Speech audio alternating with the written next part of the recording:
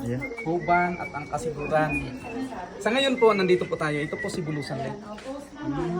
Na may lalim po siya na 78 feet at may lawak na 16.43 acres. Pag inikot po siya around the lake, 2.8 kilometer. Tapos yung pangalawang lake, ito po siya. Si Agingay Lake, yung nakikita nating bundok yun, no, ito siya. Kapag malinaw ang panahon, kitang-kita. Sa panan niya, dito si Agingay Lake. Tapos si Blackbird Lake nasa summit ng Mount Bulusan. Kaya lang, yung dalawang lake na yun, mapupuntahan lang po sa pamamagitan ng mountaineering. Kasi ang layo po ng pangalawang lake galing dito sa Bulusan Lake ay 6.3 kilometer. Tapos yung pangatlong lake, 8.7 kilometer. Kaya kung gustong puntahan yan, sa pamamagitan ng mountaineering, kailangan po ng 2 days and 1 night.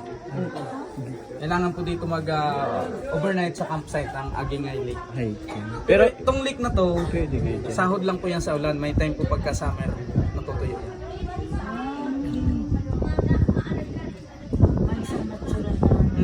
Hindi katulad nito.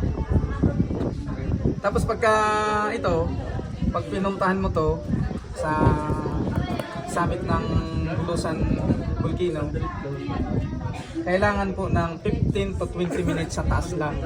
Yun ang ilalagay sa taas. Kasi si Mount Bulusan po ay isang aktibong bulkan. Sa ngayon niya ay alert level 1 po siya. Kaya mula nung October 25, hinto muna yung pagpapakyat niya sa Mount Bulusan kasi nagkaroon ng alert level. Puro yan ito na to na major climb talaga kasi biglang siya. Mababa lang siya pero biglang taas. Kasi ang elevation nito ay 1,565 meters above sea level. Mas mataas si Mayon Volcano dito. Pero ang category nito ay phreatic volcano po siya. Hindi katulad po ni Mayon na magmatic po siya. Ito ay abulang ang buga. Si Mayon ay magma, lava talaga. Malipot. Try mo daw, Loxy. Kumahirap. Ito po yung Bulusan River. Yan ang Bulusan River. Itong to? Itong Barcelona, ang pangalan nito dati ay Danlog.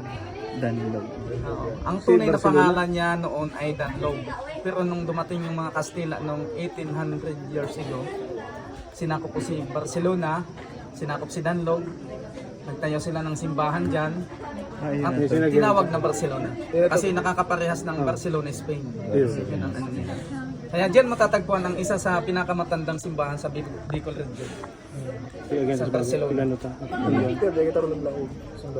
Sarado? Bukas naman po yun. Pag naglaog ka, bukas naman po yun. Sa side lang po. Sa side. May mga pinto po na. Sa main gate. Taratin mo po, nakabukas yung kasi may mga turista nga na nag-ano dyan. Ito naman po yung part ng protected area na dati kinaingin. Pero sa ngayon po, na-restore na po yan. Kaya hindi po nakikita si Mount Bulusan dito dahil lang sa natatakpan itong bundok na yan. Yun po yun, natatakpan po ng na yan. Kaya hindi po siya nakikita dito. Makikita lang po sa bandang Erosin. Kasi kung titignan nyo po, si Bulusan mas malapit sa Erosin at sa Huban. Kaya marami ang nagtatanong bakit mas malawak ang sakop ng Bulusan sa protected area. Kasi yung 4 na bayan na yan na nakapalibot sa kanya, dating barangay po yan ng Bulusan nung panahon. Ng Barcelona, Kasiburan, Huban tapos Erosin. Tapos si Erosin, siya po ang dating crater ng Mount Bulusan nung panahon na hindi pa pumuputok yung Bulusan, napakataas ang sabi sa napakataas talaga ni Mount Bulusan. Pero nung pumutok siya na lang ang natira, tapos yung bundok sa Erosin nakapaligid na mga yun ang mga labi niya na doon. Kaya naging ang tawag dito ay Erosin Caldera. Ibig sabihin, yan kita sa PGT.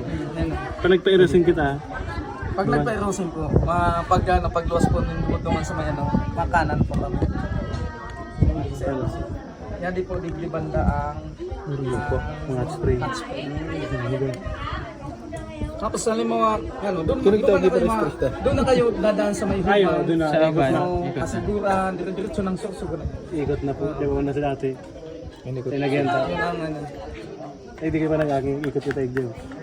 Sa Pagka may nakataig di. ano, Hindi diretso na na kamo. maging dili. Hindi na kamo nag-agi sa may ano, abuyog pa siring sa Kasiguran. Ayan. Diretso na kamo pakadi sa gubat. Ah. Gubat na kami. Mahulog.